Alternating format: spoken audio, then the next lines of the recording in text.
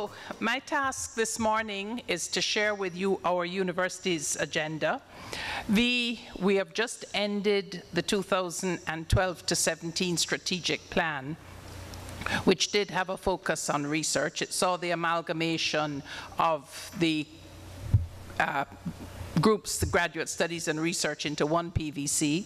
It led to a director of graduate studies and research, certainly on the Mona campus, and we're looking at the other campuses. So I say that by way of saying there is certainly commitment on the part of our campus.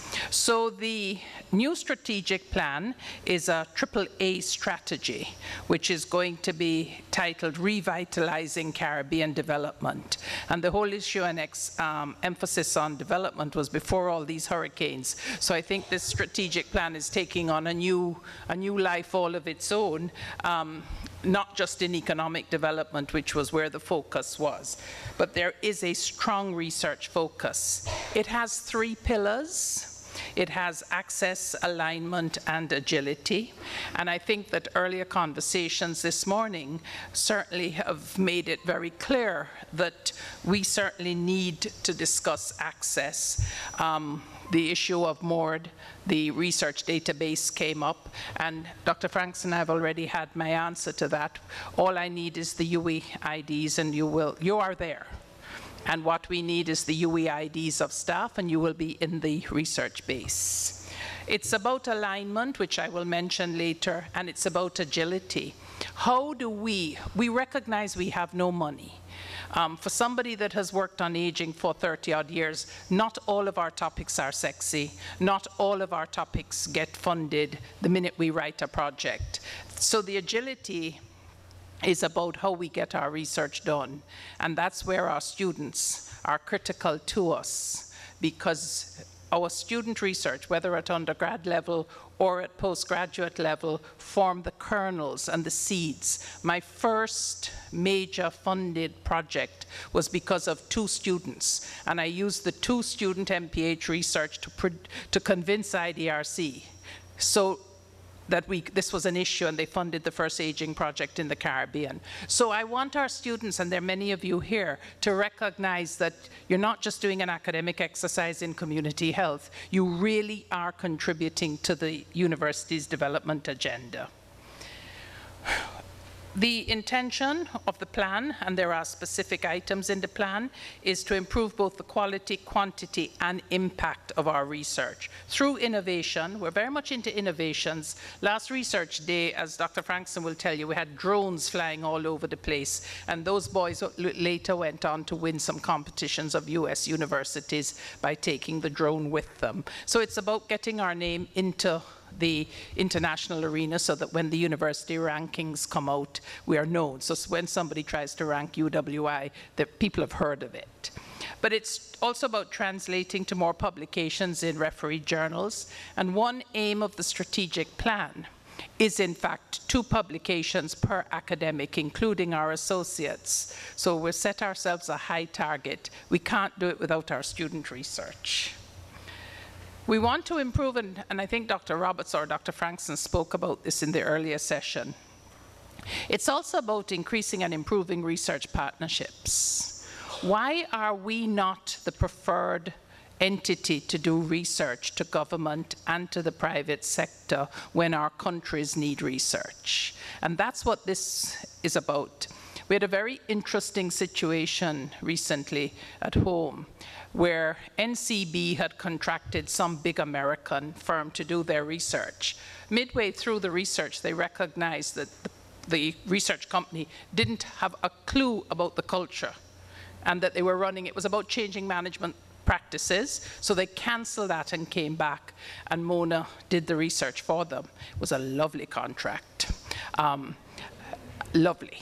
But we've done the research, and so we're getting into the market, and it's for the Bahamas to sell themselves to the government that we have the capacity. Let me, as the person in charge of research and graduate students, promise you that if you can get this going, we'll give you support. We know that, as I've been reminded, you're a small group, but we can get support into you in terms of the research capacity and the grant writing. But we need to be the preferred choice of government and private sector contracts. We're now working with the Musson Group because the cows in Jamaica don't produce as much milk as the cows in New Zealand, and they want to know why. So that's research we can do, not research that somebody has to come in and do. This is the strategic framework, and I've put it up not for you to read it, but to point out that research and innovation remains a critical part of the strategic plan. It's faculty-led research, it's graduate studies research, and it's about partnerships.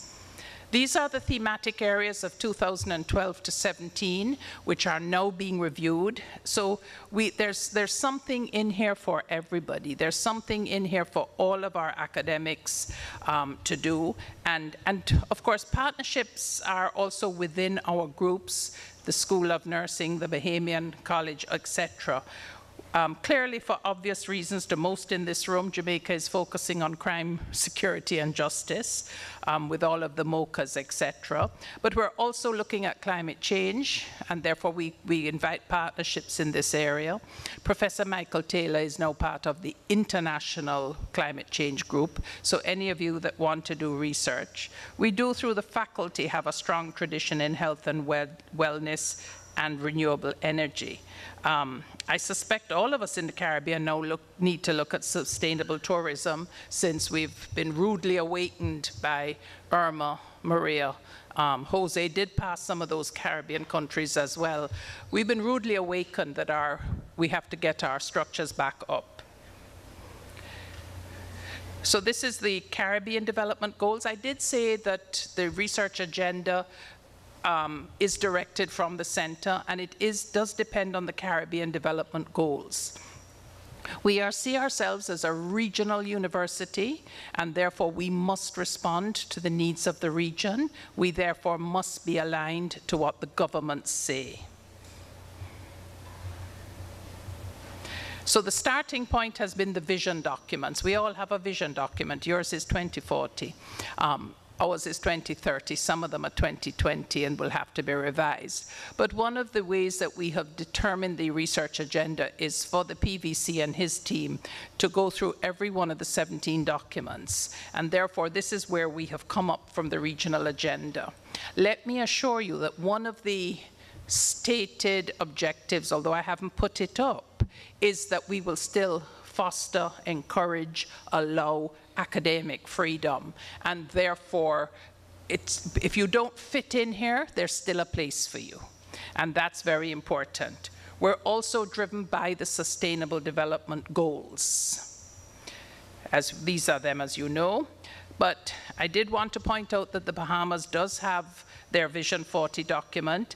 And if you notice that a lot of what I've just said fits, these are the headings that you have on it: economy, governance, social policy, and the environment. And therefore, I think that the regional objectives as determined coincide with your development goals as a country, and therefore strengthens the ability for partnerships. Therefore, it's about access, alignment, and agility. It's about research for revitalizing Caribbean development 2017 to 22. And the theme for Research Day 2018, which, by the way, is the University at 70.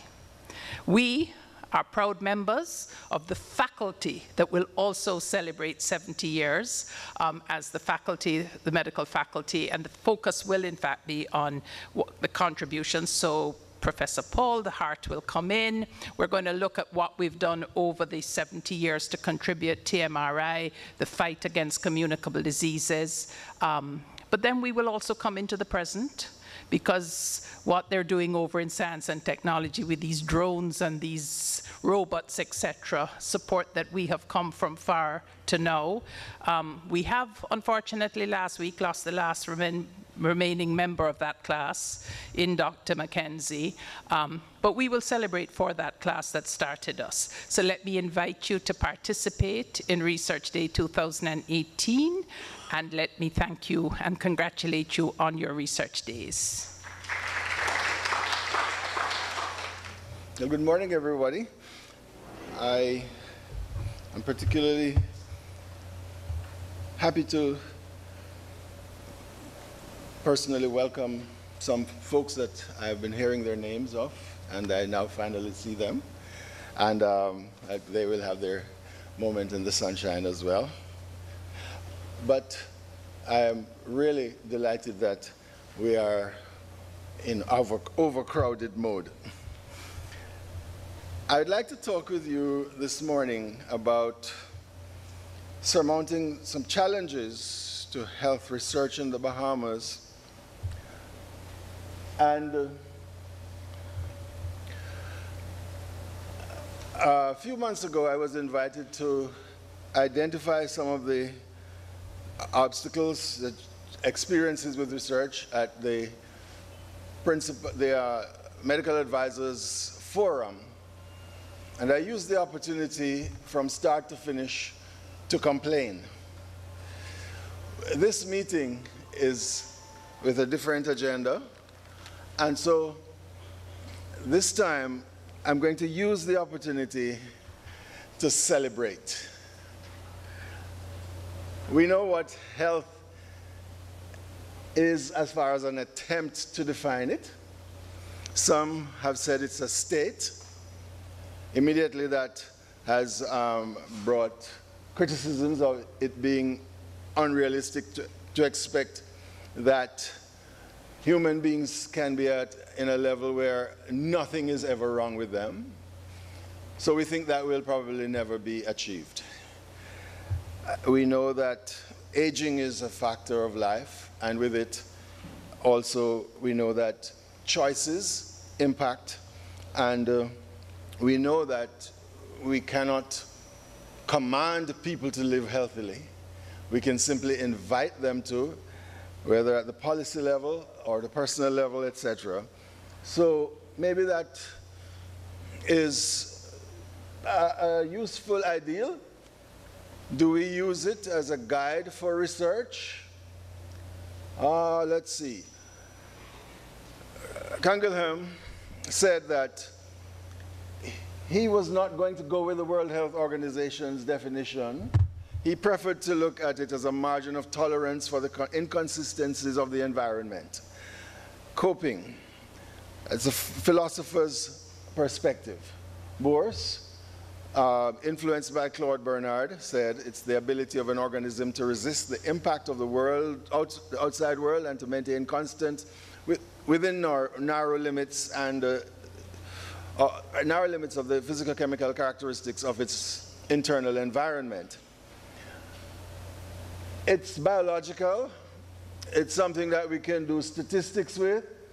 And really, what it ends up doing is moving us right back to countering the World Health Organization's definition, because it's really confessing that really all we really know how to do is the measure, as far as health is concerned, is the absence or the presence of disease.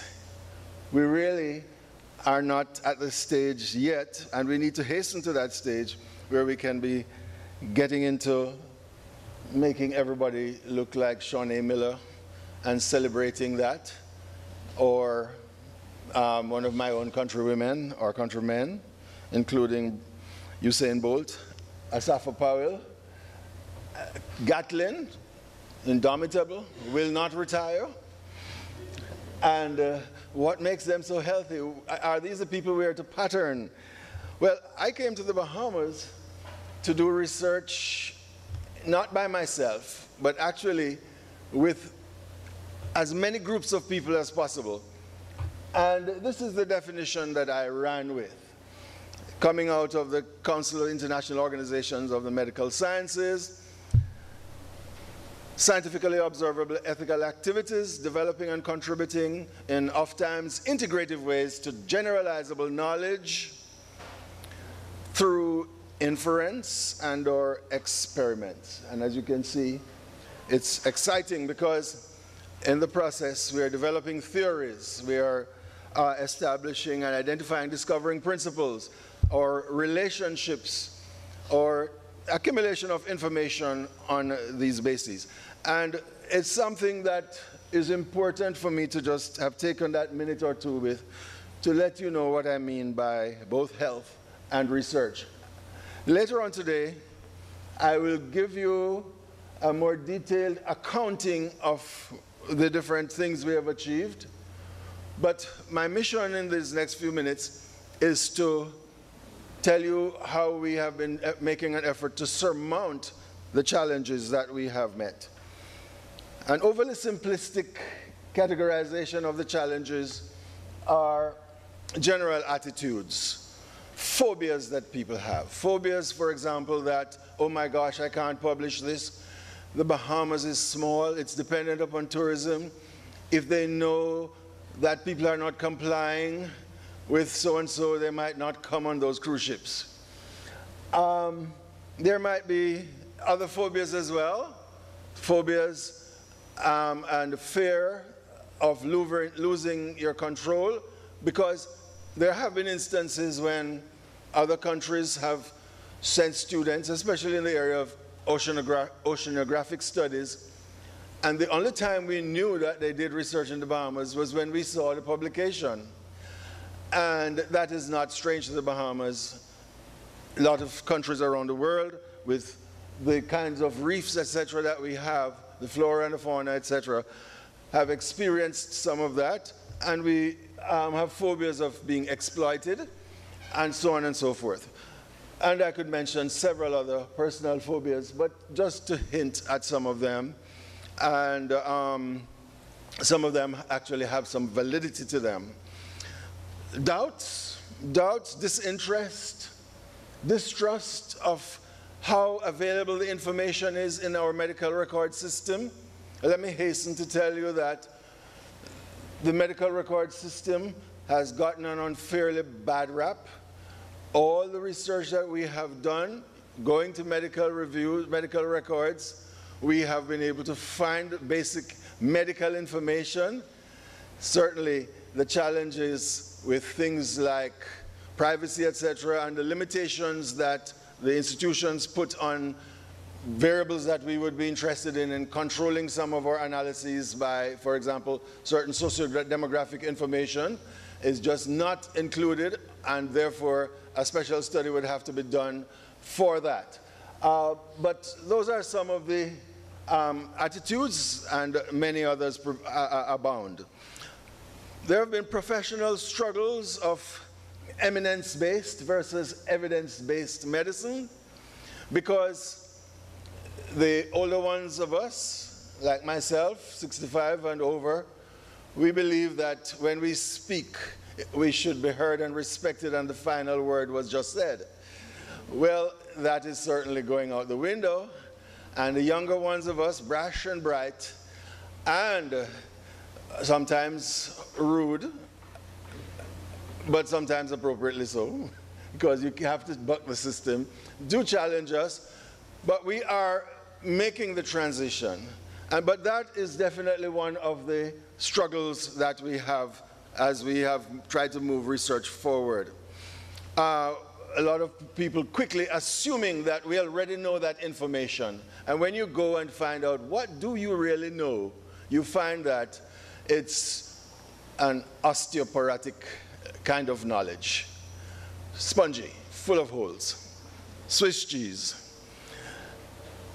Public levels of thirst for science is a big area that is a barrier for us. The thirst is bland. It's not there because of several things in the developmental stages of our countries. It always made me jealous every time Barack Obama got up to the podium you could depend on one of the things that he would be mentioning is we need more research. We need more support for research. I've never heard any of our leaders in the region say that with any consistency. And they usually gravitate to issues that are more emotionally charged and that can trump up a following that will get them into the position of power. Well, that is a barrier that we have to contend with. And of course, the management, EMS, manpower. The school is 4 full-time faculty, if I rule out Dr. Roberts, and several associates and tutors. And the associates are really the best thing I've ever seen. I know Dr. Roberts appreciates them, but maybe second to him, I appreciate them immensely. I think they're a miracle that should be written up as to the contributions that they've made for the growth of medical training, etc. And they are, in some ways, even reducing their resistance to come in and co-supervise in research projects. Money, I won't say anything about that. It's so bad. We're praying about that one. Materials and instruments, etc. Well, you just need to visit the various campuses of UWI to realize that we have much catching up to do with regards to infrastructure and so on. And if you really want to go into depression, then take a plane to the United States of America, and you really are in depression when you compare their wonderful resources to ours. Maintenance challenge. We love to come up with ideas after ideas, but the struggle is to see the ideas to their full fruition, because the needs are so many that one of the things that is of necessity is that we're almost in urgency mode and always have to be moving along there. Marketing, that's a struggle. I have to say, though, that from the attendance today, the marketing of research has turned a corner. What are some of the ways that we have approached this to surmount it? Love. We have identified needs. We have looked at the researcher as human beings. We have looked at the projects as related to their needs. We have demanded that there be fidelity to the strategic plan. Professor Elmaya Shearer showed you one version of it from the book, and here's another from it. The second to last one to your right is us. And as you can see, there are 3 major areas there that she hinted at. Ethical principles have been one of the areas that we have really been exemplary with in the Bahamas. We have established them. We even go beyond the 4 usual ones. We adopt the nurses' philosophy of moving it beyond the 4.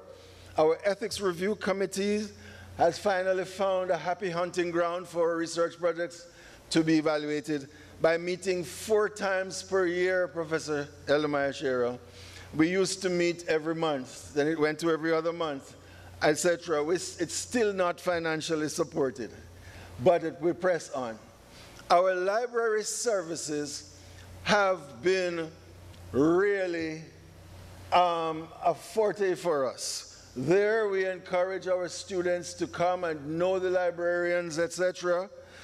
Well, and you know, we have had a long history in medicine, and our librarians have moved it to the area where they're now linked electronically around the world. So as humble as that little library is, we have nearly full EBSCO host, etc., etc., and it's just been wonderful.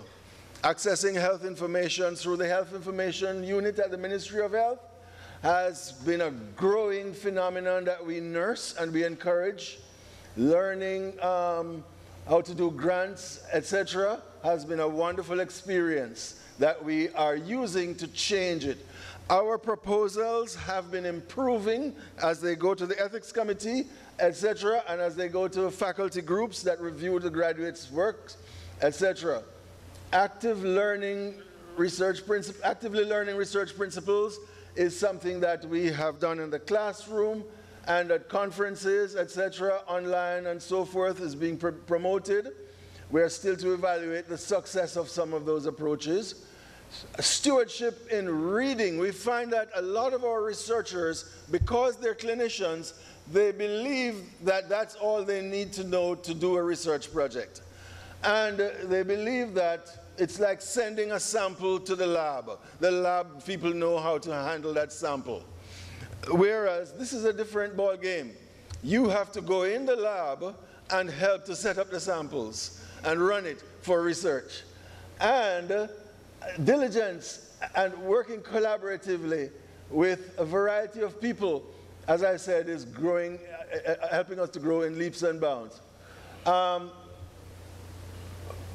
The issue of including it in academic programs, I think I'm going backwards, sorry. Let me close with these 3 slides. The issue of really keeping in touch with our director, who is, what was you standing at my side? Our director, I have to take a moment to say that in many ways, he has been not a distant administrator when it comes to research. When I came first, he handed me an out-of-date strategic plan, but relevant nonetheless. And from there, I pointed him to the richness that the university already has as a strategic plan. And we aligned it. And when we had a research committee that he has been involved in, etc., and he has been a major part in the planning of research, etc., and his support of sponsorships, etc., is really bearing fruit from year to year.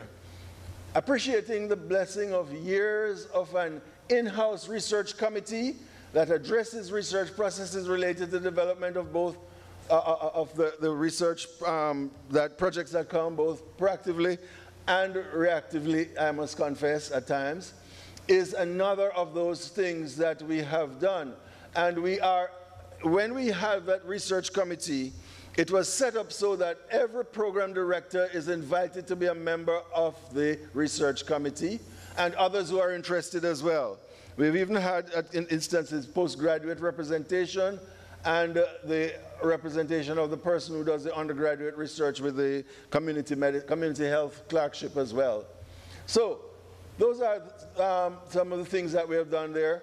Fostering the development of the university's concept of research management is an area that we really need to grow in. Our principal investigators, the policy of the university says, have to be employees of the university and not the students. But our challenge is that our folks, in many cases, have never been a principal investigator before. And so we need to have workshops to train them to be principal investigators. We need to have our graduate students realize that their role as candidates is a rich and an opportune time to be mentored properly, etc. Some of that happens, but we do cover plagiarism policies and other things like that. And we are making more and more efforts to conduct faculty development and professional development efforts. We have been the center where the nurses have come to when they have annual workshops in how to do research. And we have collaborated with other universities locally and internationally. We have some of the speakers are right here from international entities that we have collaborated with. And we have also collaborated with the government of the Bahamas, etc. And you will hear more about that this evening. Our legacy is rich. We have people who have thrown out myths with research. Hippocrates was the first one to tell us that we don't think with the heart, we think with the brain. Aristotle, well, he went crazy on research. He researched everything. Paul, he was a theological researcher. I could mention Harvey and many others. But I have to mention Galen, who his name means calm, but he was anything but calm. He was arrogant, etc., and on top of that, he was a Christian. But we all have faults. But he would say things like, whoever needs to know anything about medicine, I will research it for you, and when I write, that's all you need to know. And really, this is his legacy. Major contributions. Time does not permit me but to just flash it by your retinas. And there it is. Islamic contributors as well. And there you go. Research provides us with the rich data under which we can be sheltered. God bless you. Good morning, everyone. It's always a pleasure to be here, and I'm going to, in the interest of time, roll right into the presentation. So today I am going to talk about a really exciting opportunity that we have before us, which I hope will open up a lot of doors to continue to advance research on the campus at UWI and across the region. But before I do that, I wanted to just give a short introduction of the backbone of all of this, and that is the African Caribbean Cancer Consortium. This was a group that Dr.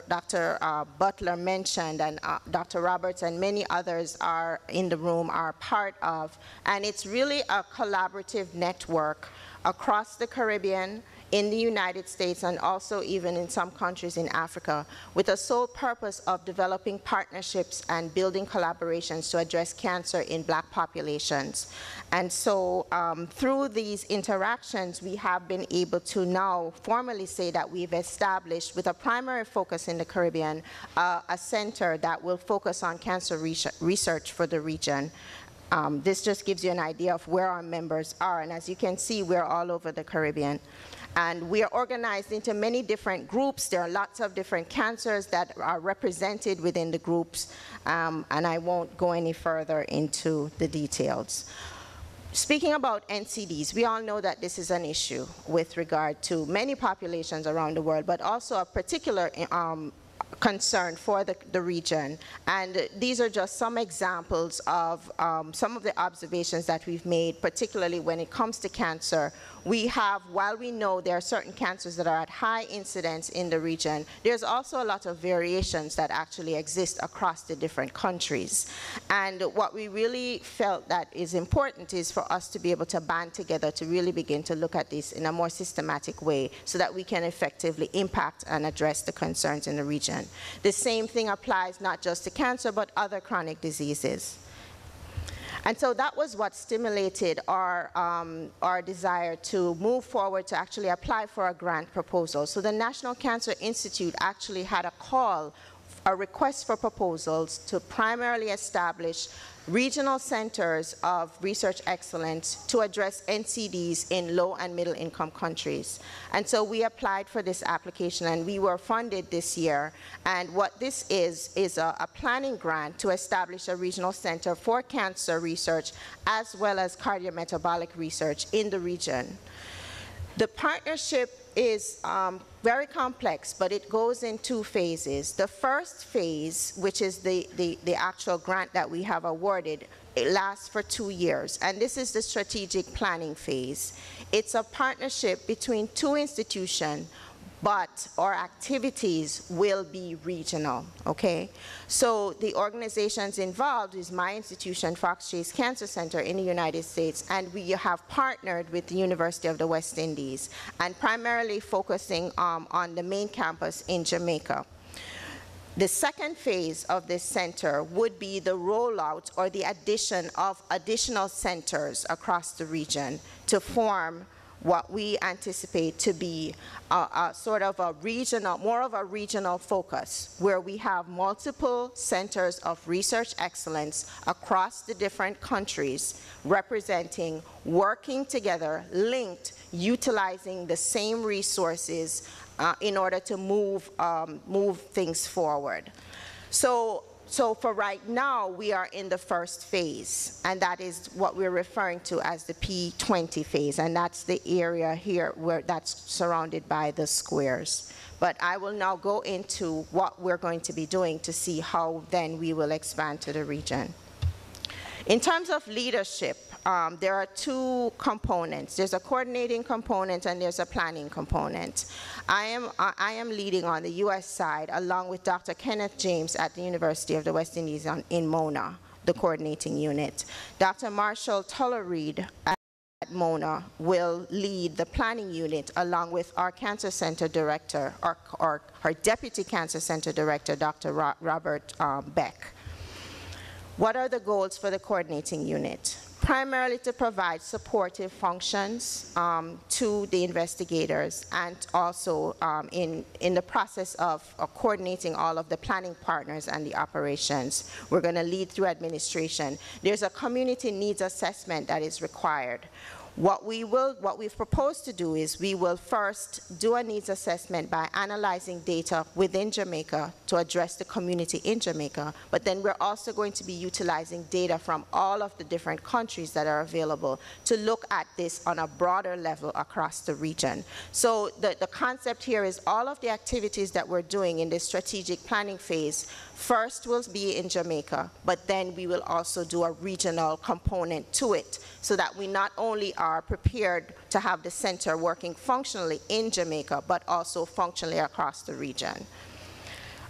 We will talk about also shared facilities and services as part of that process. The planning unit is really the meat of it, and this is where the strategic planning occurs.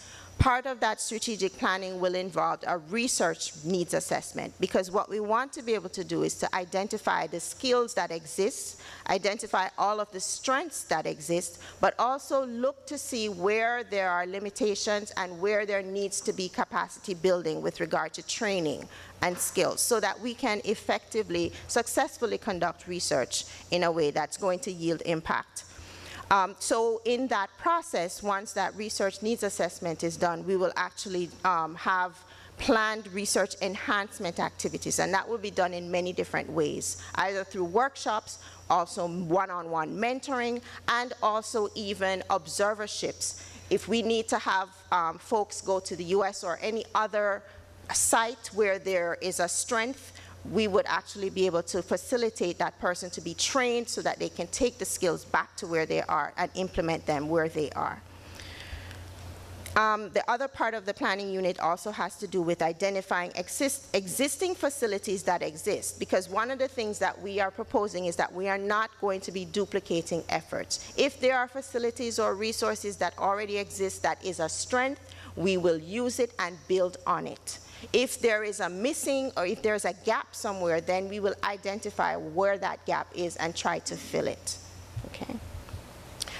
At the moment, this is the organizational structure of the center, but this is not to say that it's the final structure. So as you can see, the P20 is a one-on-one institution partnership between Fox Chase and UWI.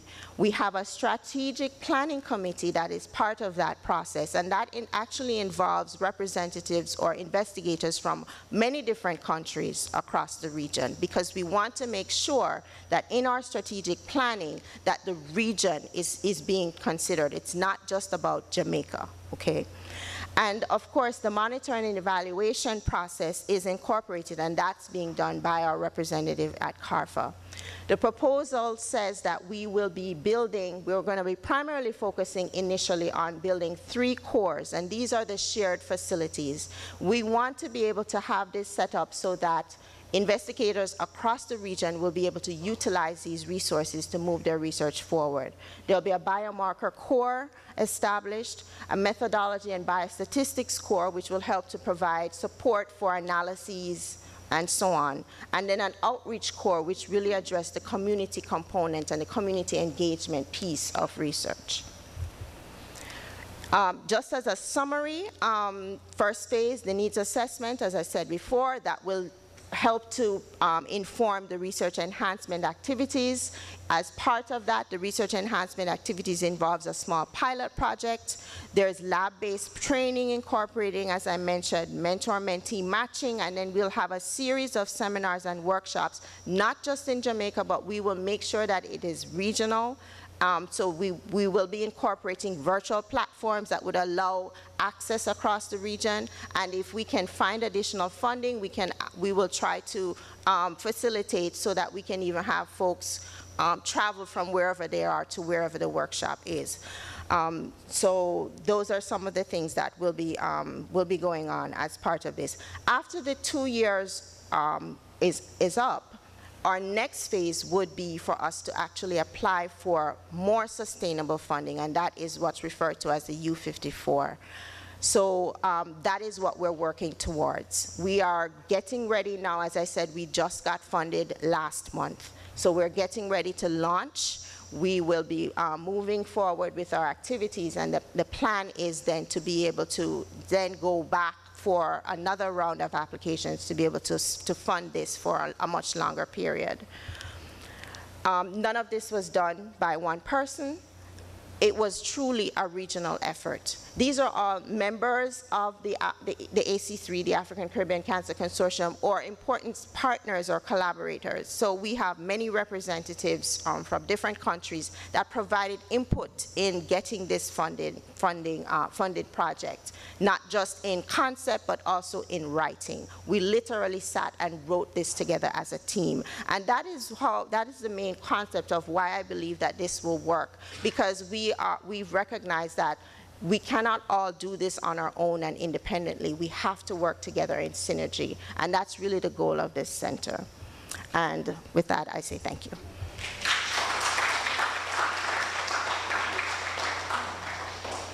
Our next speaker is Dr. Desiree Cox, who's a rare and uniquely young lady. As well as being very academic, she's been creative in the visual arts, a writer and a singer. She also has been the first Caribbean lady to win the Rhodes Scholar, and she's earned her BScs in many countries, including Canada and in the United Kingdom, where she was fortunate to have been in Oxford and Cambridge. She's here to tell us about her HEAL Inc., creating new knowledge and advancing the innovations in developing countries. Hello, thank you. So I had planned for this to be a bit more interactive than it's probably going to end up being, because my interpretation of workshop doesn't really look like this. But I'm going to go with the flow. I hear that's also the password for the URL, go with the flow. So I'm going with the flow. But please, I'm looking forward to the panel where we can actually make this a lot more interactive. So I'm going to talk about my talk has 3 areas. Where do I press to move these things along? There we go. Shifting paradigms, winners and losers. I'm going to reflect on that overall theme. Are we winning or are we losing in the region? And then I'm going to look at the HEAL Inc. model, which is an incubator model that has finished its beta test and has produced some really great research. And I'm going to draw from draw a case from one of the studies that we completed, but a more detailed discussion will come up in my talk in the afternoon. So, you know, one of the great images that I have of next generation, and I'll talk a little off topic, so slides are meant really as a guide, is we're hearing an approach that is kind of still a bit top down, is still a bit strategic planning, and I know the world is moving towards a different kind of, on a different rhythm. There's a whole other rhythm that is more disruptive. So I want to inject that into the conversation. So this is for people who have got interesting ideas, great ideas, misfit, not so sure they want to have a long-term career in research, maybe don't want to follow the traditional track, but have some great ideas, and we have to find ways to incubate those ideas and then accelerate and talk about scale. And so that's the purpose of this incubator.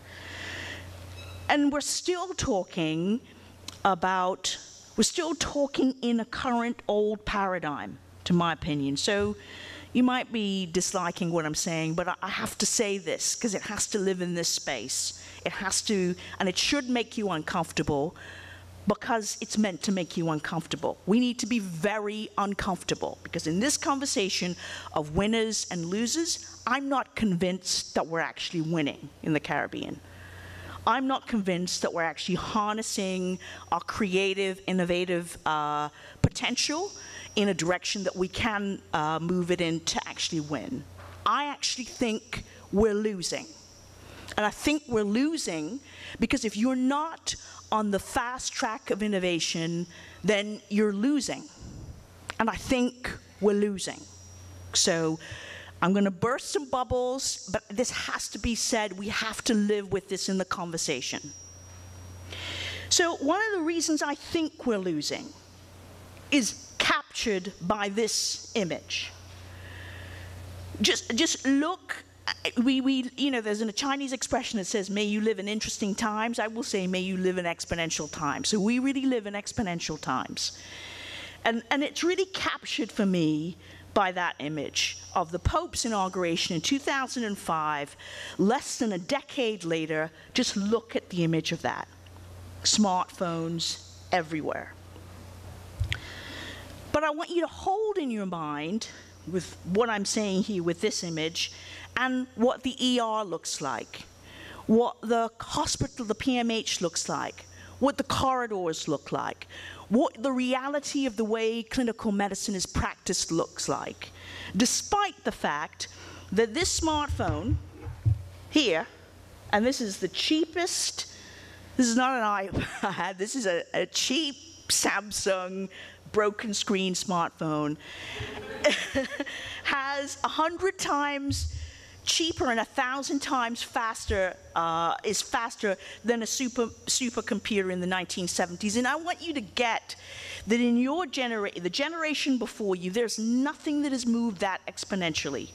That is not even someone's complete career. That is no time in the history of medicine. And I want you to get that in terms of mobile technologies, now is about 70% penetration of mobile phones since 2013. It is much higher than that now. And that woman, she's not really the woman from Cricket Island, but she captures that, really has better access, better connectivity than President Clinton did 17 plus years ago. And things that I described, my generation, we had CDs and DVDs and, you know, high-tech, stuff that, you know, for your video and whatever. The amount of money you spent on that, it's pennies now, and that is going to exponentially increase.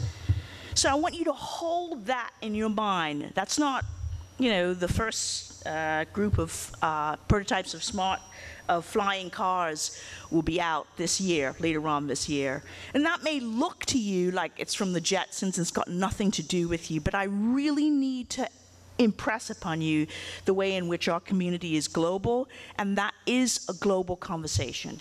And when we're thinking of designing research, we are still not thinking about that kind of technology as a central, critical part of how we do research. And we're not structuring our programs like that. We're still moving linearly from paper to digital, or when we move digital, we're looking at how can it link with the medical records. And I'm going to suggest to you that there's a way to totally bypass that.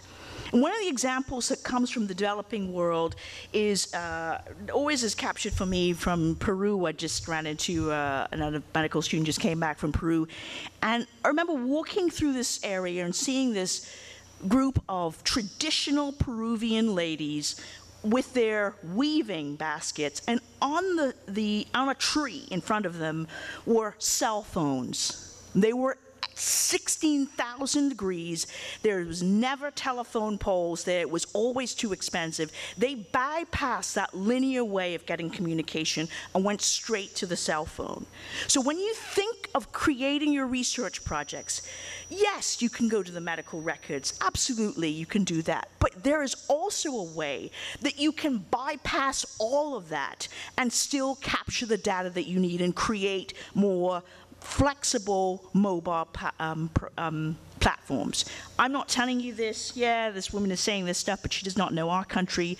The HeLink incubator that we created last year produced 6 major research projects. One of them involved observing the flow of patients through discharge planning in Grand Bahama, 500 patients in 2 months using 2 full-time researchers and crowdsourcing the hospital staff as researchers. We did that.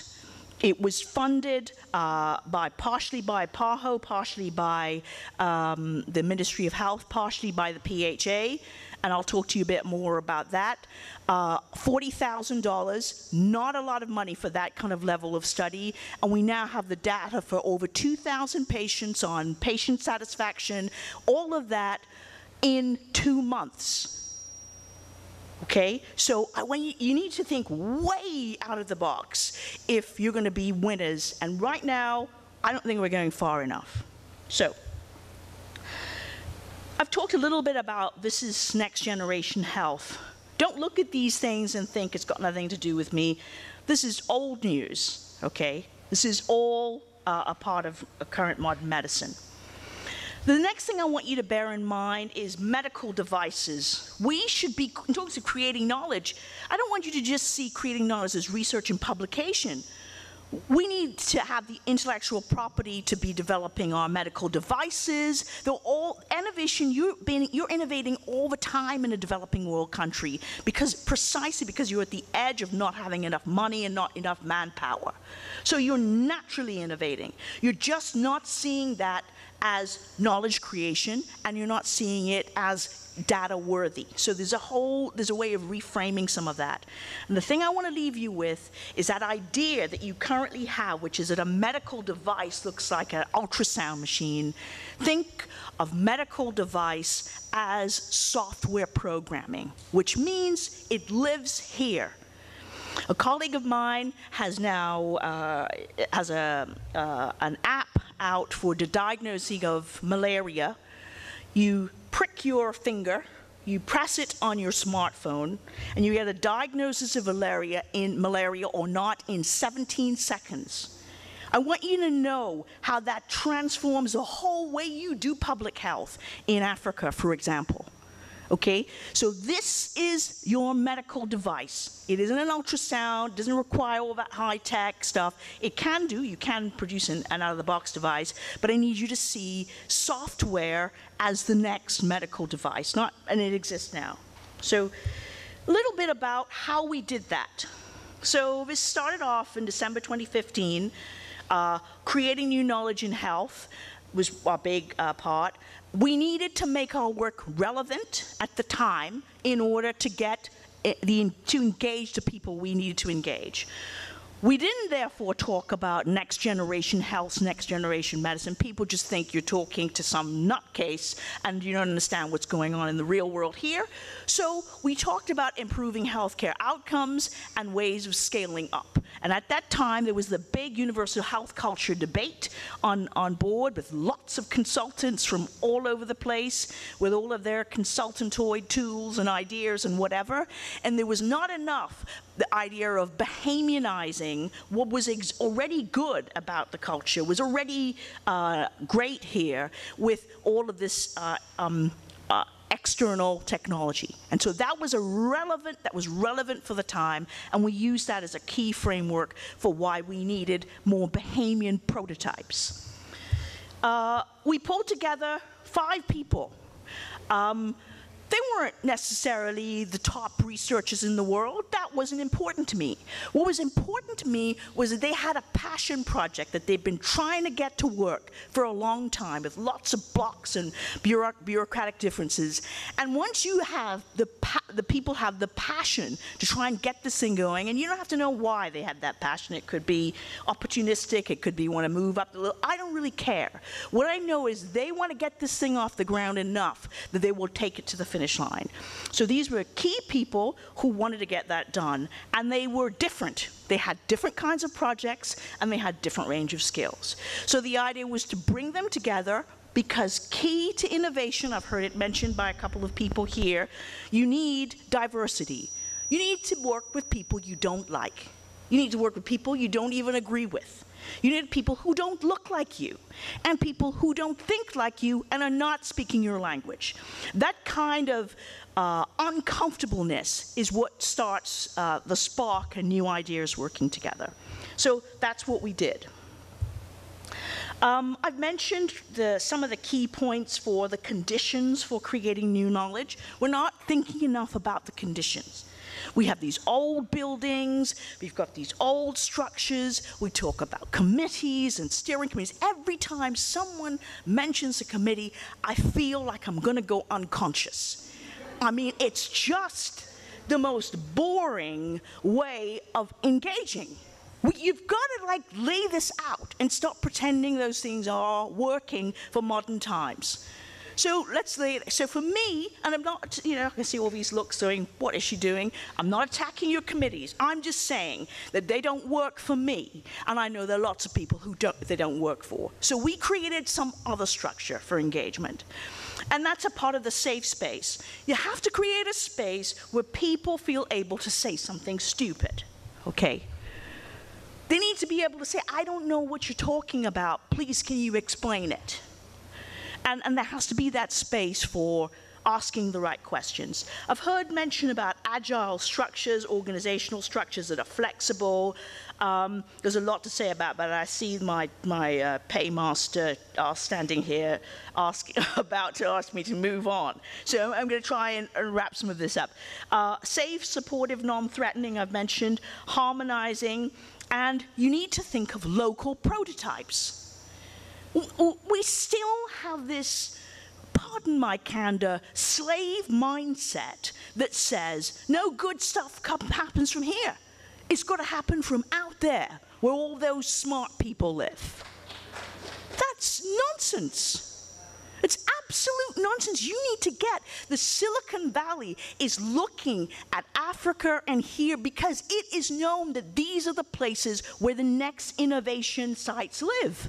And yet here, we're in those old colonial structures, doing those old things our parents did, and still looking outside of ourselves for more creative stuff.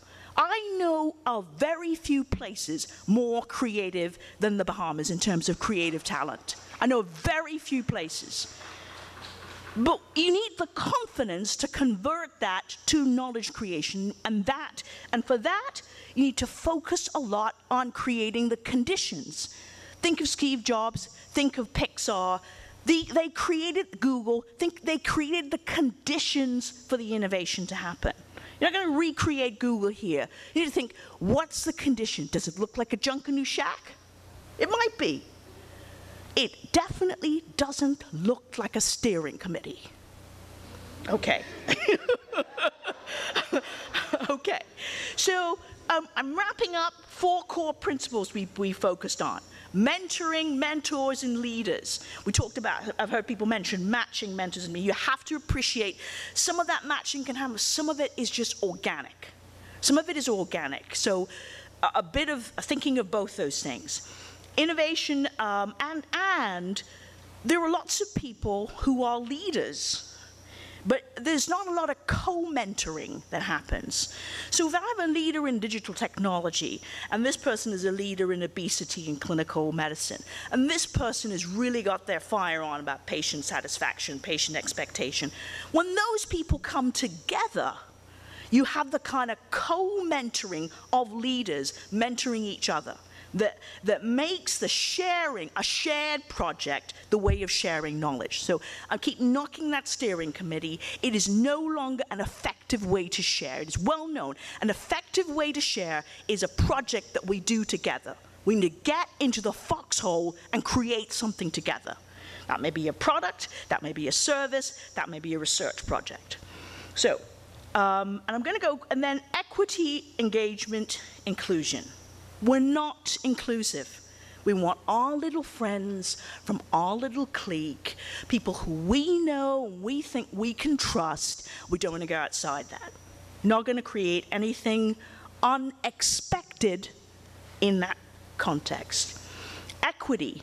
You have to be thinking in all of the things you plan on social determinants of health and health equity.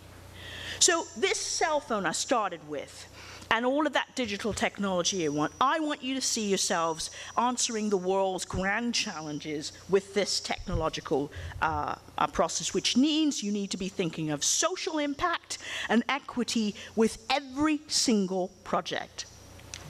I mentioned embracing diversity, exponential thinking I've mentioned before, and being clear on the specifics of why, what, and why you're actually doing what you're doing. If you want a copy of these slides or you want to know more about what I'm describing, go to www.thehealinc.com.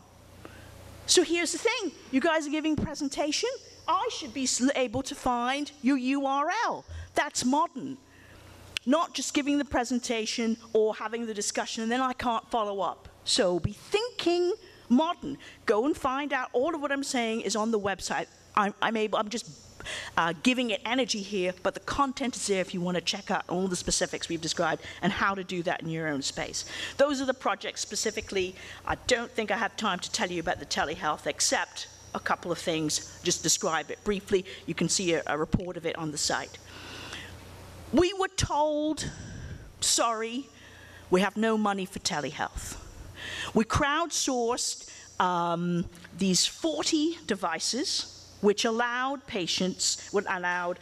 nurses to sit in their offices and see what was going on with their patients over the course of a 3-month period.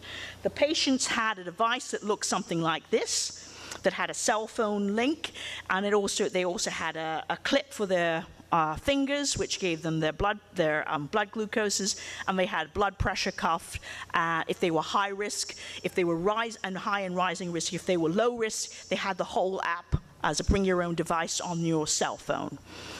We broke the rules that said only young people can use this stuff. We had an 85-year-old patient who was in Andros, Dr. Conliff's patient, who absolutely loved it and completely got on with the fact that she could then see it on her phone.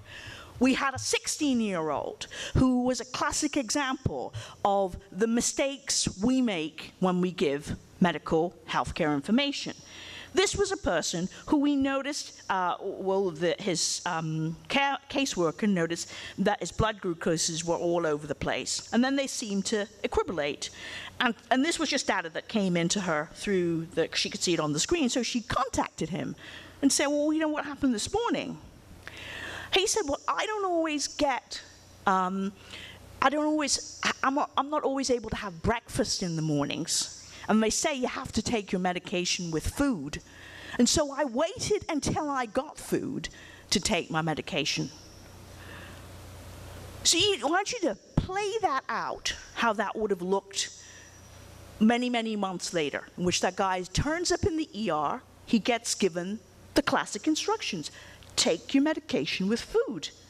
He goes home. He isn't going to share. I don't always have food in the mornings. He's 16. And so this kind of close monitoring allows you to actually see the mechanisms by which healthcare plays out, and you can intervene at the right time. So an intervention could be made at the right time, a social worker could be brought in at that right time, and therefore you can start to unravel some of these issues. So we ran that for 3 months. We got great data on it, patient satisfaction data. was very high. People could get a sense of what their conditions were, what their medications were. They could run the 2-minute video on their phone to see again whatever that medication was. They can hear the description the doctor said, because they don't remember what you say to them, by the way, in that room, okay? It's going to be said many times, and when they're in a frame of mind to hear it, but they had the liberty of doing it at that time. So this is the beta test. This is an example from the beta test. The next stage, now that we have a picture of the roadmap, we have the model, and we've got these specific examples, is funding. But we can show it works. This is why you need this to get your funding. We can show it works. We can show the social impact. We can do the calculations for the economic impact. And we can show that we have a model that is locally relevant that works. So, questions, discussions can happen afterwards, but I want to leave you with that. My take on this is we are not winning. We have the potential to win. And if we don't pull our socks up and use that creative power, we will be losers in this game in a very short time. Thank you.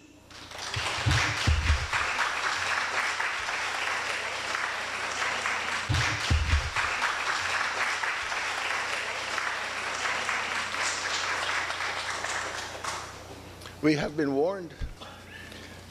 I think I was sent up here to end that session because of my sins of going over in my session as well.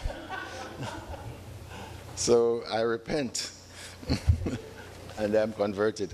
Thank you very much. I'd like to introduce the next person, which is Dr. Glenn Jones. And Dr. Jones is now practicing in the Eastern Caribbean. His contributions to academia have been many. He's affiliated at present with both University of the West Indies and University of Toronto. And he looks at health care through studies and analytics that focus on optimizing causal relationships through bigger clinical data sets. And he teaches, he has practices as a radiation oncologist, and he is a scientific officer in a number of randomized trials conducted at the International Atomic Energy Agency in the United Nations in cancer of several sections of the body. And is internationally recognized with conditions such as mycosis fungoides. And he's a teacher who understands what it is to mentor. He has mentored over 100 students and staff in over 50 research projects. And he has written with the WHO and on cancer in Africa. And he really wants, as he comes here, to contribute in the Caribbean, though a man from Canada, to use smart designs to capture data efficiently and accurately in the context of daily clinical work. So I welcome Dr. Jones as he brings in the next topic. Thank you for that introduction. Although I'm very interested in bigger data sets for clinical work and analytics in line with what was mentioned, this is actually research about research. So it's trying to get a little bit bigger data about the research process, and in this case it's just focusing on the abstracts that were in last year's supplement from the West Indies Medical Journal, which had about 144 abstracts of various presentations that have been done. So it's not all of them, but about 85% at least of the presentations were done by students. So to that extent, it's more focused on the teaching of research methods. So I have nothing to disclose, and for the CME code, that was the session key there. So the background of this is that an annual research day was started in 2007 and was strengthened in 2012, as you'll see. And the idea from Dr. Roberts, I believe, was to showcase student-faculty research projects, which provides in-context learning for the presenters, and better abstracts can go on to regional meetings, which they have. It has some strategic potentials, and it's important in an organization to find 2 or 3 levers that can really make a difference. So this is one that potentially will make a significant difference to the way research is done and reported. can provide local data for practice change, improve patient consent because you have data about what happens when you do some procedure or test. You can teach medicine using the local data rather than out of textbooks, and you can develop local policies. It'll increase or potentially increase publication of studies.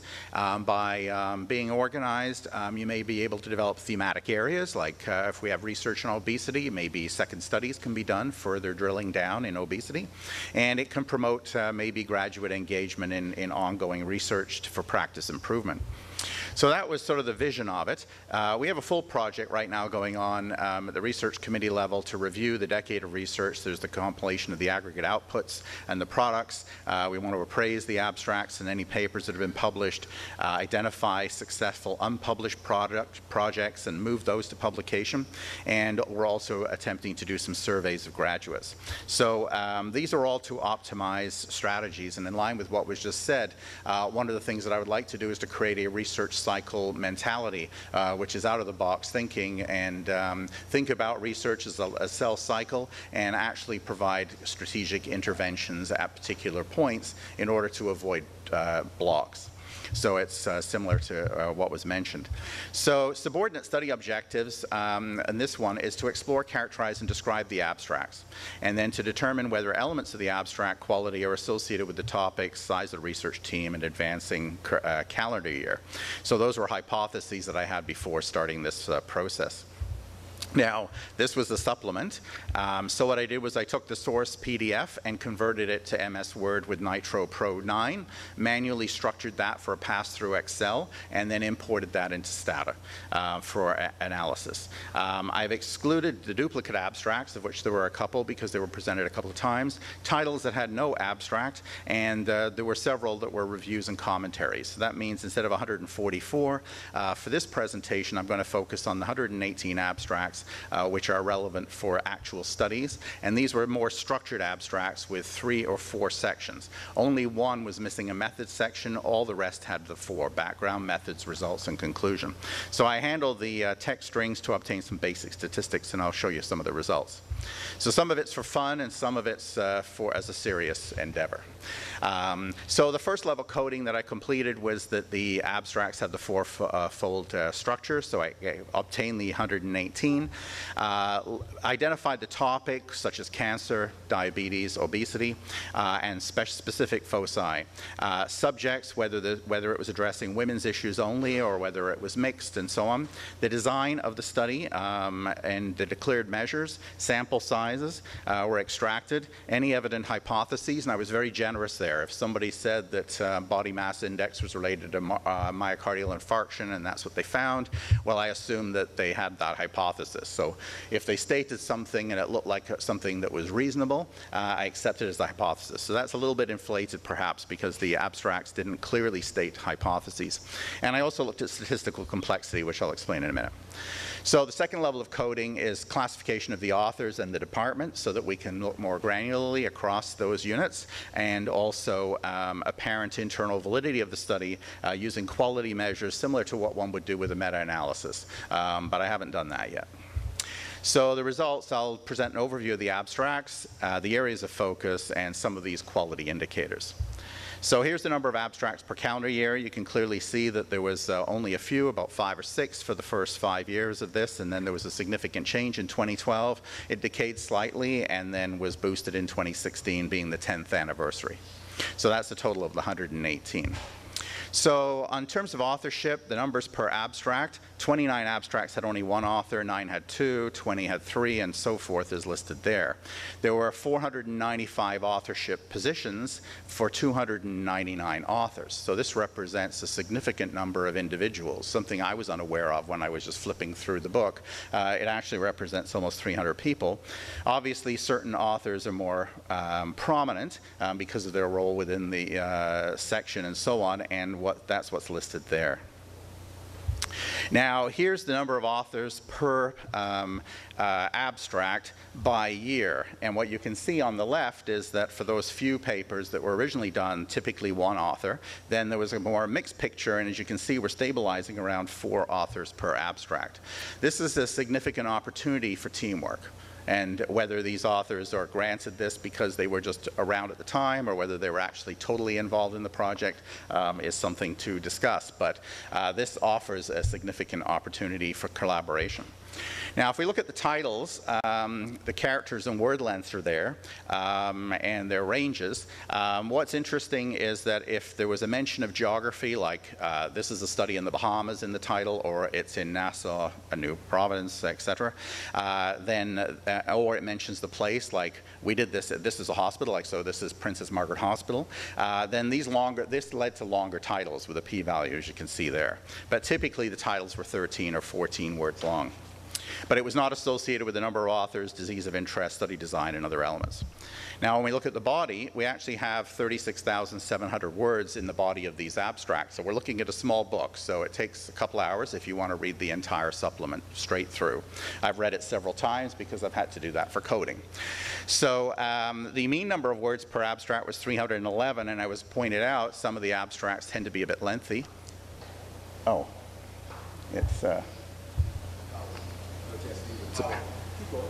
Okay.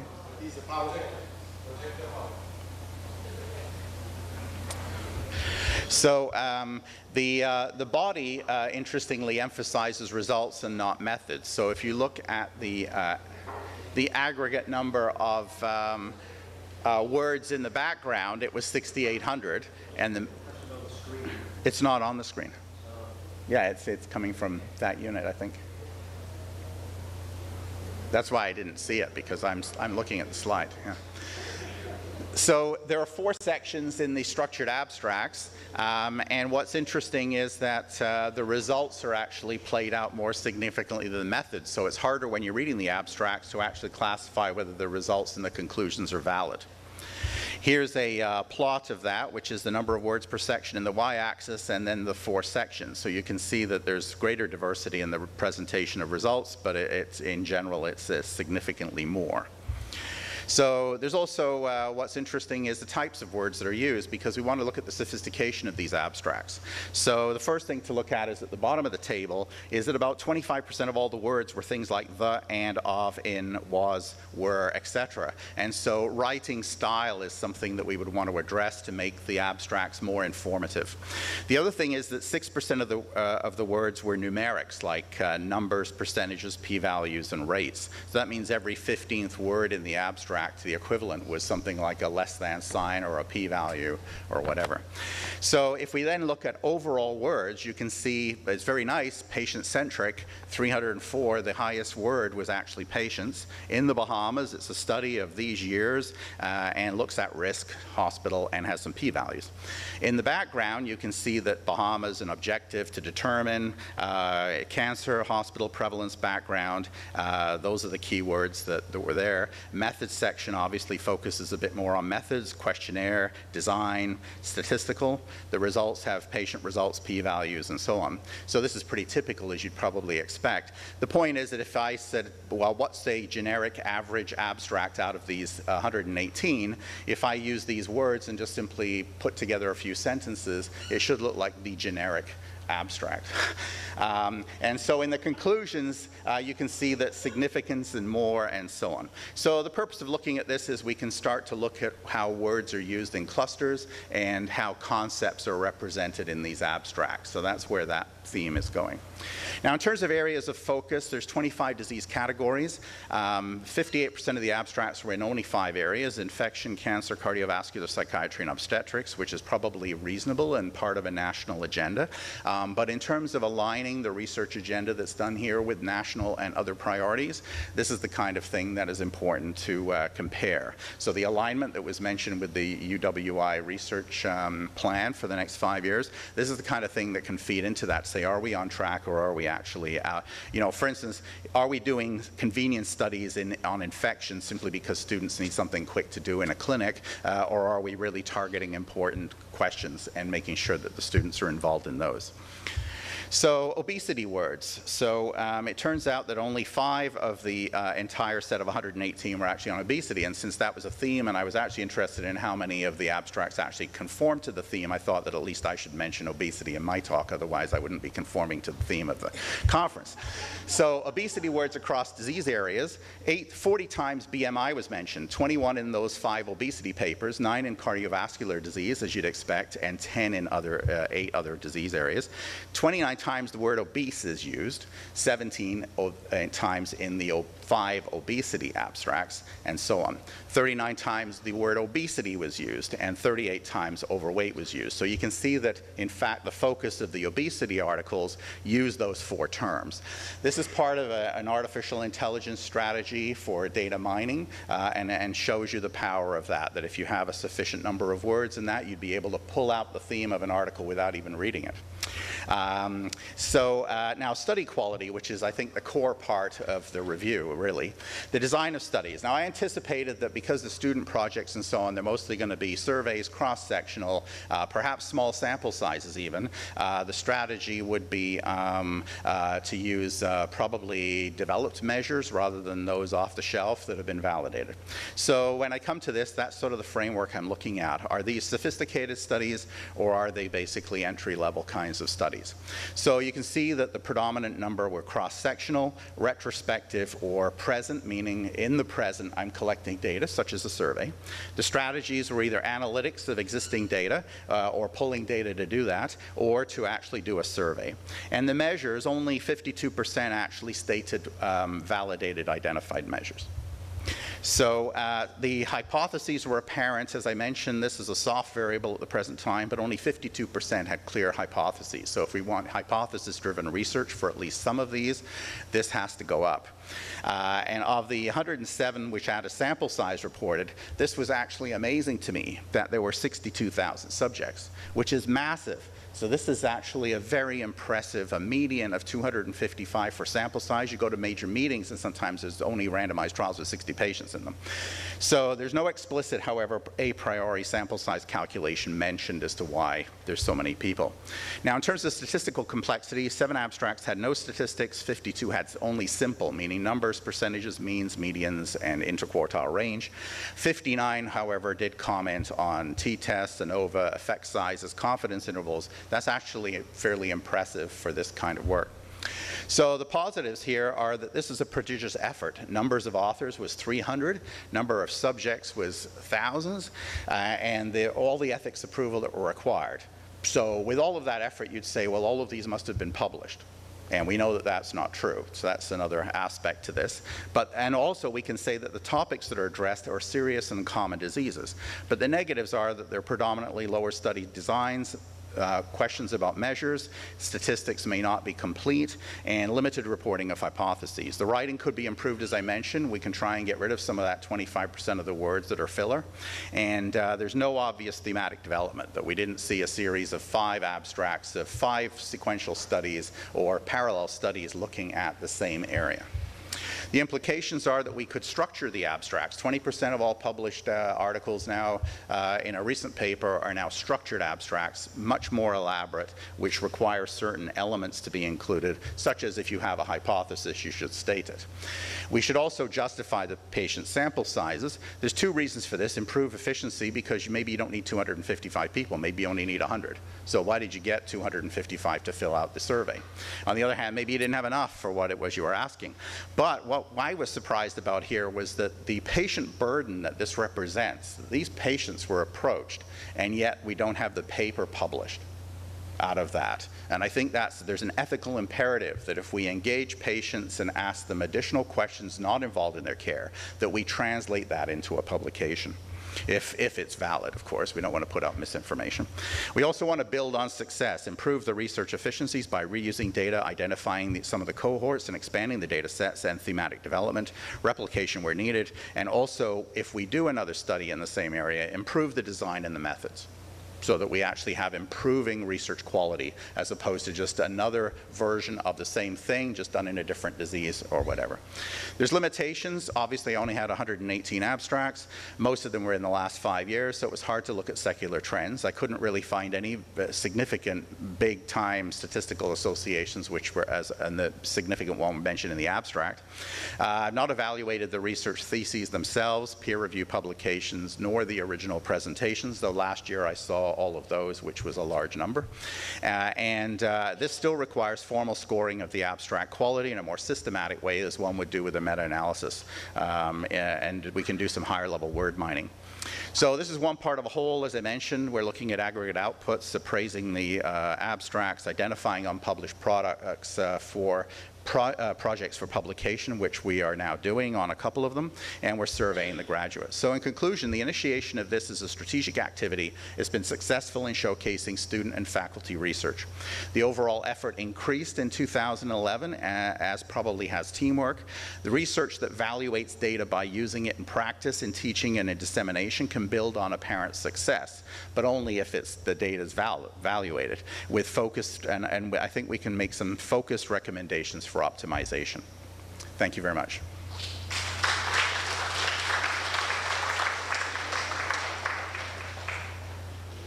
We have one more presentation before we go into a panel discussion, and it's going to be again by Camille. Could you come in and just set up while I tell them lovely things about you? Oh, you don't need to do that. Yeah. I don't need to do it because you've done it already, but you know, somebody might have come in late. So Dr. Camille Reagan is Associate Professor in the Cancer Prevention and Control Program at the Fox Chase Cancer Center in Philadelphia. And just quickly, she is a graduate of the University of Pittsburgh Graduate School of Public Health, and with NIH and NCI-funded cancer education programs, she finished up her doctorate and has had other great experience, a fellow Jamaican, and she has served her region as well as her institution of employment. Is that short enough? That's Take it away. Go with flow. Thank you again.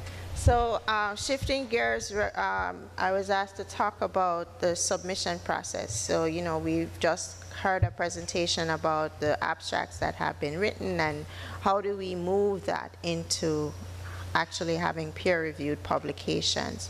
So the talk that what I will focus on is the actual submission process and how you would go through it.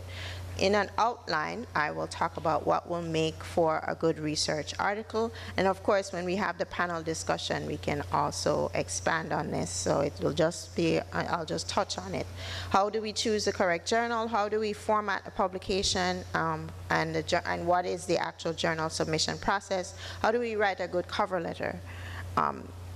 We need to understand the issue with regard to conflict of interest and what that means when we're submitting papers, reviewer suggestions. What's a copyright transfer agreement? How does that work? How do you communicate with the journal editor? And then what are the strategies that you need to have when it comes time for you to revise your paper? Not everybody submits an article and gets it published the first time around. So you're going to have to be prepared to accept rejection and know how to handle it so that you can develop your paper in a way that it does eventually become accepted for publication. So moving right into it, what really makes for a good research article? This is not an exhaustive list, obviously, but some key things to think about is that you need to have a research question that is novel. It needs to be really novel. And the main goal here is that you want to be able to add to the current body of the literature. You don't want to just repeat what's already been done. That's not great, right, around. So you're going to have to be prepared to accept rejection and know how to handle it so that you can develop your paper in a way that it does eventually become accepted for publication. So moving right into it, what really makes for a good research article? This is not an exhaustive list, obviously, but some key things to think about is that you need to have a research question that is novel. It needs to be really novel. And the main goal here is that you want to be able to add to the current body of the literature. You don't want to just repeat what's already been done. That's not great, right? You want to be able to think about innovative methods or highlight that your study population is unique. There has to be something new that you're contributing to the science. And it needs to also have some level of impact. How do you move the field forward, whether it's locally, regionally, or globally? These are things that you need to think about as you're beginning to write your paper. So the bottom line is a high-quality paper is really high-quality research. We talked about this earlier in the writing workshop about methods and standardization of your methods and really making sure that you're using the right tools and valid tools to be able to generate your results. So a high-quality paper, we're talking about clear research question that is testable, answerable, and ideally, obviously, original and important. It needs to fill a gap. It really does. You cannot just reinvent the same wheel. You really do need to ensure that you are adding and not just joining the party. You need to have a clear reporting process in terms of your methodology. So that's really just an overview of what a good research paper should. These are some features that a good research paper should have. There are many others, and we can talk about that later. How do you choose the correct journal? So you've decided that you're going to write a paper, and you're trying to figure out, where do I send this? How do I get this published? Well, the key thing here is that you need to focus on identifying a journal that will be the best fit for the target audience for your paper. So the goal here is to look at the mission of the journal, and you can find that on the journal's website. Go online and look at all the different journals.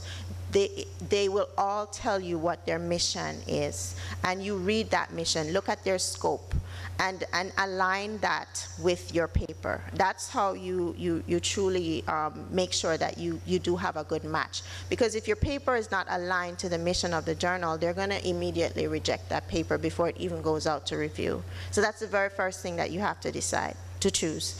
The other thing is the impact factor. What is an impact factor? Well, it's sort of a calculation. It's a number. And every journal has a number. Usually the newer journals do not develop this number until some time when they mature. And it's a number that's calculated based on the number of times an article from that journal is actually cited in other papers. So journals that have very high impact factors means that all of these articles that are published are cited all the time. And the list that I am showing you here will give you a spectrum of the different types of impact factors, the range of impact factors that we have. The New England Journal of Medicine, we all know, is top-notch.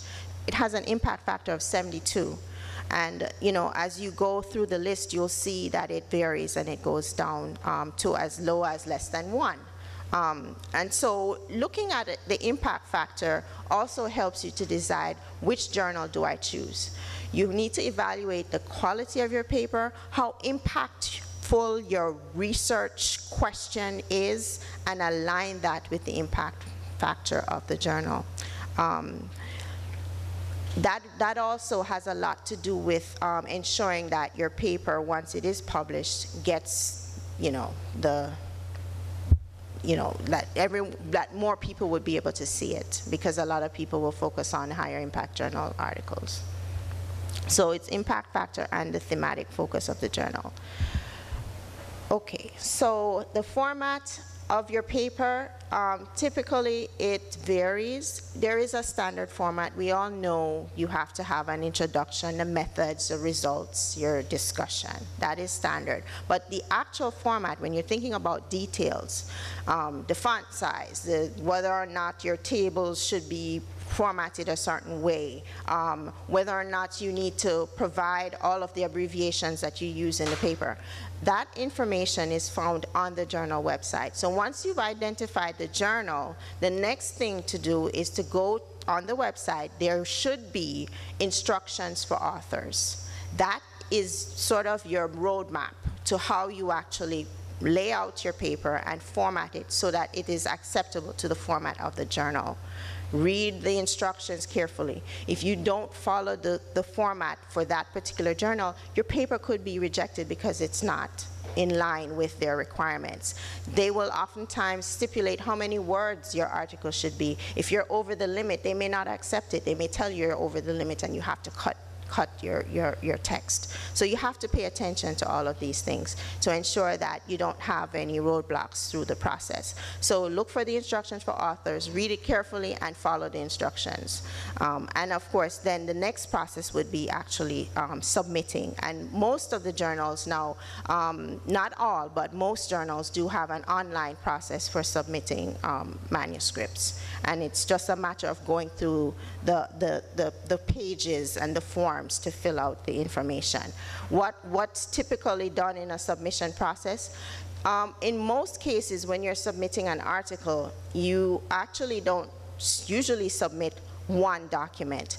Many journals, especially the online uploads, will require that you separate out your paper so you have your text, the entire text of your paper, what you write and the references, and then your tables sometimes could be part of that, or it could be uploaded as a separate file, as well as your figures uploaded as a separate file.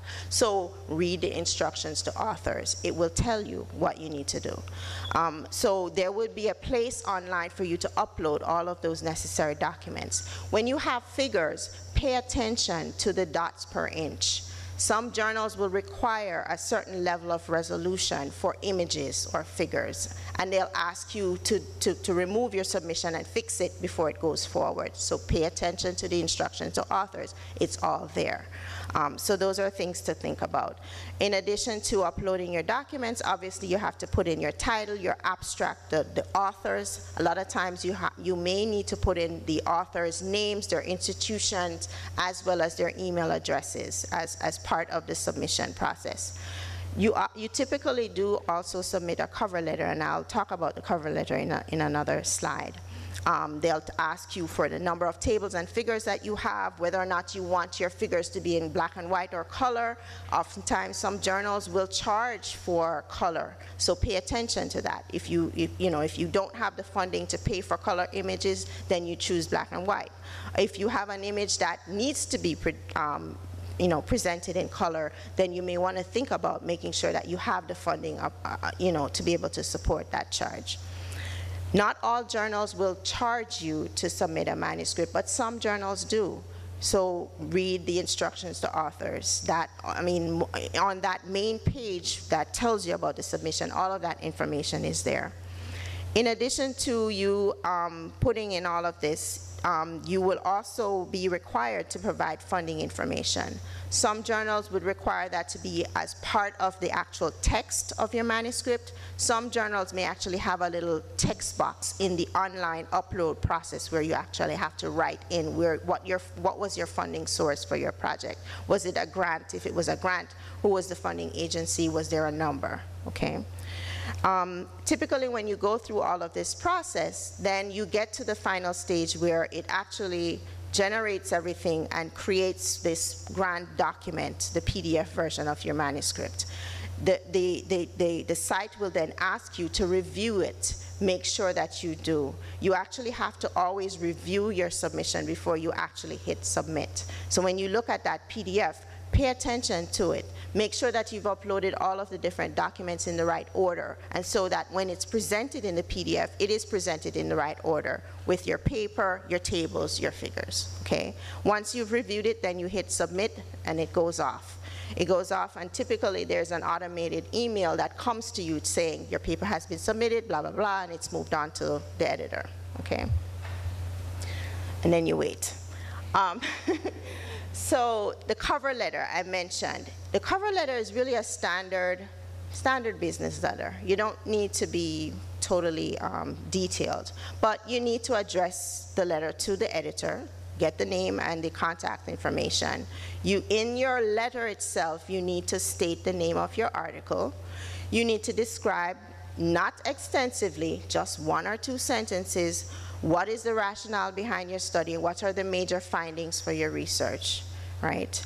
Explain why your manuscript would be a good fit for the journal. You don't need to be verbose, very succinct. And in closing, these bullets at the bottom are typical things that are usually expected in a cover letter. There needs to be some mention that the manuscript is original.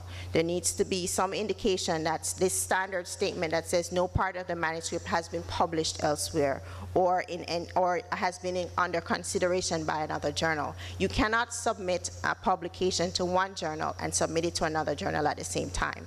That's not acceptable, one at a time. And some journals will actually require that you say this, that it's not currently being reviewed by another journal, okay?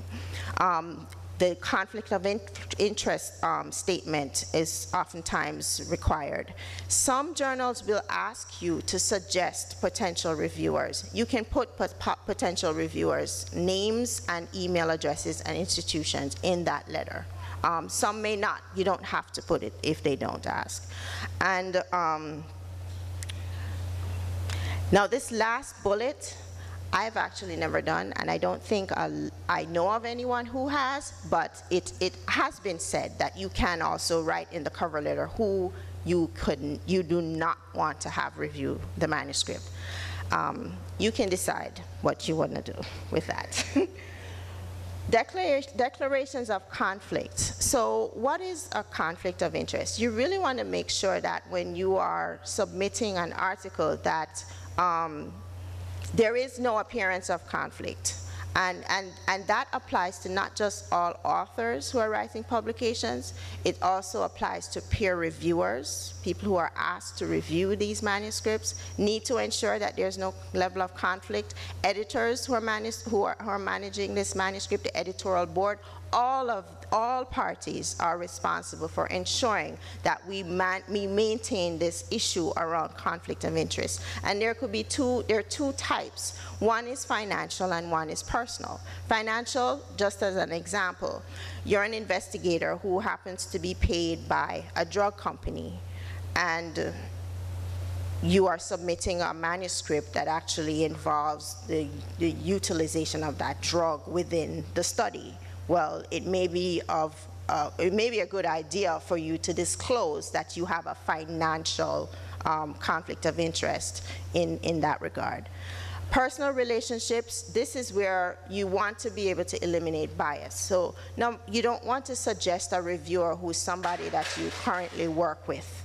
You don't want to suggest a reviewer that is in your department or at your university. That's a conflict of interest because obviously you have a history or an appearance of some sort of a connection, because what you want to avoid is any possible bias. You don't want to introduce bias when your paper needs to be evaluated. Your paper really has to be fairly evaluated and evaluated objectively.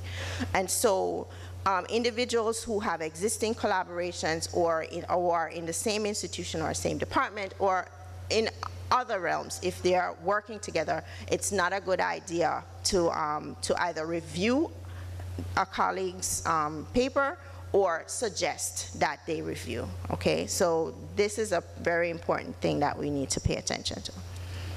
The copyright transfer agreement. So this describes the rights related to the publication and the distribution of the published research results. It governs how authors publishers, and the wider general public can use it to publish and distribute the article. In the majority of cases, the copyright transfer agreement sort of varies with journals, but for the most part, journals have the copyright for your publication. What does that mean? It means that if you finally publish a paper, you cannot just post the PDF on your Facebook page to make it publicly available for everyone, because the journal owns that copyright. Journals have subscriptions, right? And so their subscribers pay to get the full text of the article. So you would be violating their copyright transfer agreement by publicly posting the PDF on your web page, okay? So, and ResearchGate is another example. A lot of folks upload their published PDF on ResearchGate. It's very likely that many of those scenarios are violations of copyright transfer agreements for some of these journals. Every journal has their own rules, and the process for signing the copyright transfer agreement may vary a little bit, but for the most part, some journals might require that you sign this document before the actual article is accepted for publication. So as part of the submission process, they may require that you sign it, or some journals may require that you do this after the paper has been accepted and it's getting ready to go to production. In some scenarios, the copyright transfer agreement might be required to be signed just by the corresponding author of the paper. And for some journals, they may require every single author to sign off. So it really does depend on the journal. And again, if you go back to that instruction to authors, that whole section that talks about the submission process, all of this information is there.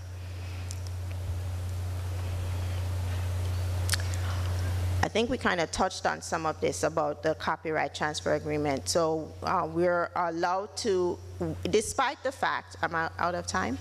Okay, quickly. Despite the fact that the journals own the copyright transfer agreement, we still are allowed to disseminate the papers because this is our published work. So we can share it personally, we can share it institutionally, we can share it for scholarly purposes, but you can't just go out there and say, okay, here it is, posted on a website, anyone can get it. That's not what you can do.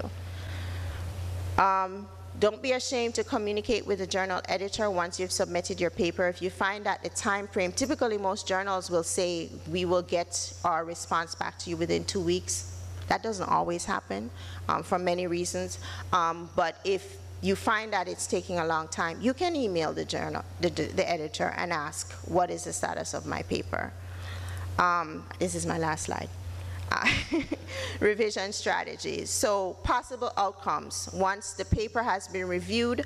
I should also say when a paper is submitted to a journal, it sort of goes through 2 rounds initially of review. The editor typically reviews the paper first to determine whether or not they want to move it forward. And in some cases, the editor may actually decide, this is not really in line with this particular journal. I'm going to reject it and suggest that they submit it somewhere else. That could be one reason. Or the editor may do a manual review and think, oh, this is not high enough impact for this journal, so I'm going to reject it. So that can happen.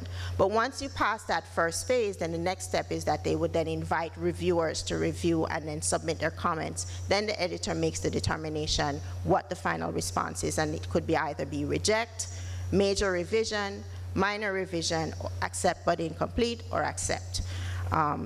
When you get your revisions, when you get your comments back and you're invited to resubmit, then be responsive. That's the most important thing. Pay attention to the comments and make sure that you address them. Be polite. If you disagree, there's nothing wrong with disagreeing, but if you have a good reason for disagreeing, politely explain why you disagree and why you're not going to make the changes. That may work in your favor, and it may not. So you just have to be very careful about how you respond to reviewers. And I think I will leave it there. Thank you.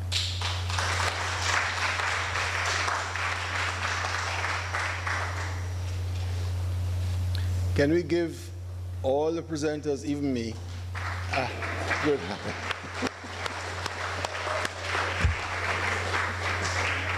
Okay.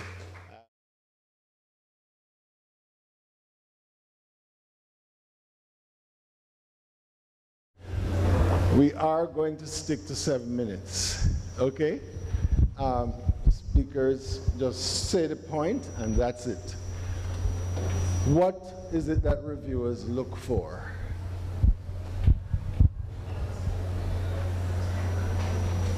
They pay attention to, number one, the quality of the science, the study design, and obviously at another level, impact. Yeah, when I do my reviews, I do it from the methodology point of view, which is the science, but I also do a thorough statistical kind of review. So I provide usually a more robust one. For me, the reviewing that I do at the moment is mainly for stem cell and regenerative medicine. So that's reviewing for a field that's controversial and complex. The thing I really look for is A, the science, that the science is solid, and B, that you mentioned it in your presentation, that it's logically presented, that it's well written, it's logically presented and clear. They're shocking how often articles are just not clear, and you should be able to explain that to a 5-year-old. Broadly speaking, they should not understand the technicality, but they should understand conceptually. So that, the clarity is very, very important, and the writing is really critical. Sorry, we have a question from the audience. Yes, go right ahead, please. Question is for Dr. Jones. Dr. Jones, having reviewed the research over the last 20 years, could you just give us a quick summary of what might be the 5 most important points that we need to deal with here? Do you understand my question? Dr. Jones? Yeah, I think Can you summarize 5 points where we are deficient? Yeah, I would say well written, that's one. That the statistics and the methods be explicit, that if we're going to do hypothesis-driven kind of research, that there should be a clear hypothesis. Primary question for which the alpha level is 0.05 for that main statistical test, and then secondary questions are outlined. And it's good to include secondary questions because it's an efficient research process. If you only do one study, it takes 4 years, you get 1 p-value, 1 paper, that's not very efficient. You really want 5 or 6 papers out of it. And I think we need to develop some research themes. There's no point in having sort of 1,000 cases of colorectal cancer pulled. The names are in a data set. I've got outcome data, but now if I want to look at the outcome data, I've got to go pull that data myself again, right? We can collaborate a lot more. So I think those are the sort of 4 or 5 main points. Thank you. Any other questions? Okay. This panel discussion is over. Next one.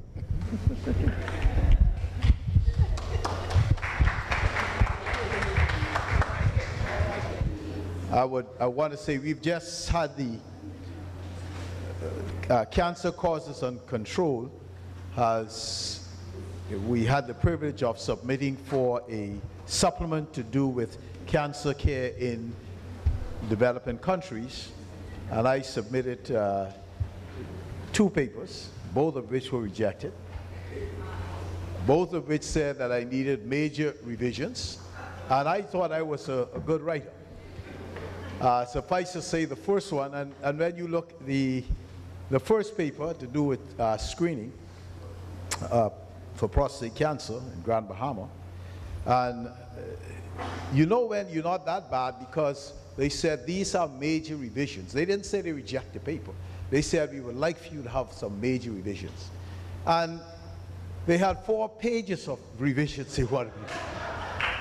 But I therefore I got Professor Jones to give me a hand, and we looked at it again, and we made some modifications, and actually all the points that they made were very valid. And when we made those adjustments and we sent it back, they said, good, we like it, we accept. So I think that the point is that that people actually look at what you're saying, see if there's merit, and they actually would assist you in what you need to do in order to bring this paper to the wider audience and to be accepted. And that's what peer review is all about. And I would say the most important part is be persistent, listen to what reviewers have to say. I think they generally want to assist you, and you just have to follow the instructions from that perspective. So I'd ask, later on in the program, one of our keynote speakers, Professor Donald Simeon, whom we all know from CRC and CAFA. We're very pleased to have him, and we're very pleased he's joined the university back again. So I'd ask for his comments. Yes, just to share a couple of points I made at a presentation last year at the Medical Advisors Forum. It relates to 2 surveys that were conducted. One focused on researchers. They were asked why did they not have their paper published, even though they had abstracts and presented the findings at a conference. The top reasons that they gave were failure to write and submit a full manuscript after presenting the abstract. Number 2 was failure to revise and resubmit following peer review. Poor study design. The other survey looked at was a survey of editors of journals. What were the reasons why they rejected papers? And the primary reason for rejecting paper was poor study design. So at the very start, that is where you can make or break the publication of a paper. And we've heard from Professor Eldemeyer Shearer again, but one who's very used to getting the most out of what we have in the Caribbean and really showing us where we need to go and the value of what we do. Thank you. I think one of the, well, to the younger ones in the room, don't be too shattered by your first rejection. I mean, we've all had them. I see laughter, but it's as Dr. Roberts says, there's something in that paper, so pick it up and do it again. One of the things that we are finding is that there's an interest in Caribbean papers now. I'm finding that people are writing back, having said major revisions, and said, we'd like to know more about what Jamaica is, where it is. And there's an increasing emphasis at the moment on black populations.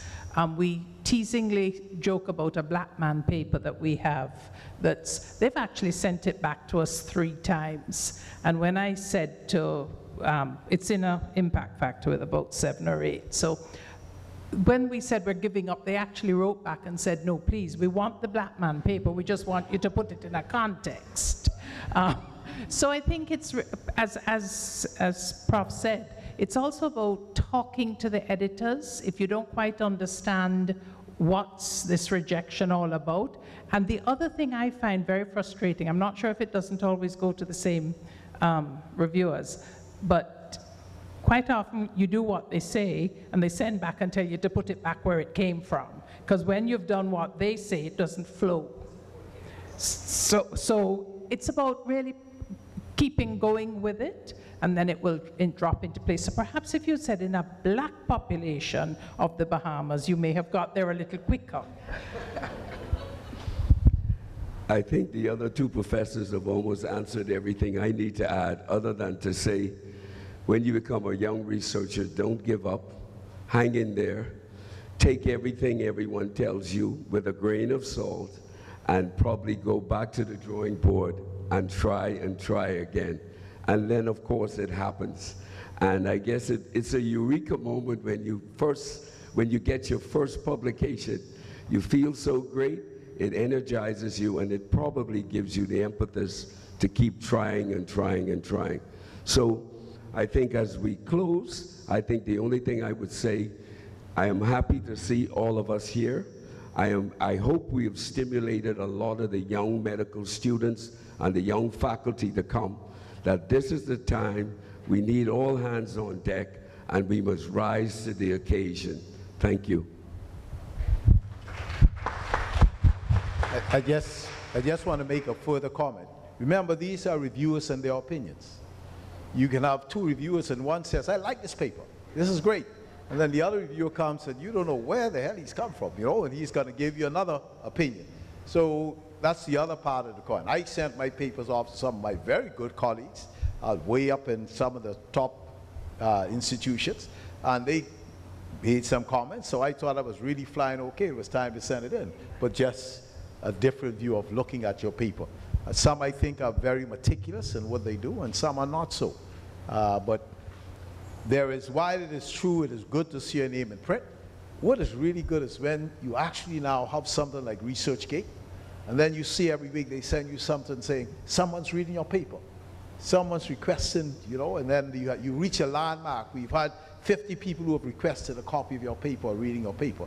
And then you know that, gee, in this whole world, someone thinks that I'm actually doing something that's positive. So it's good to do the research. It's even better to get it published, and even greater to see that people actually are interested in what you're doing no matter where you are in your small little habitat. Thank you very much, and we're going to try our best to stay on time. So we only have half an hour because this first session, actually, we are very surprised and pleased to see we had such an audience, because the first session, this morning sessions, the two of them, actually were didactic sessions, more for stimulating an interest into research and to publish. And so we really want to thank our reviewers who willingly took part, those the researchers who took part, and for you for coming here. But at 1 o'clock, hopefully shortly thereafter, we will start the meat of our presentations, looking at original research. And again, thank you all for coming. Thanks.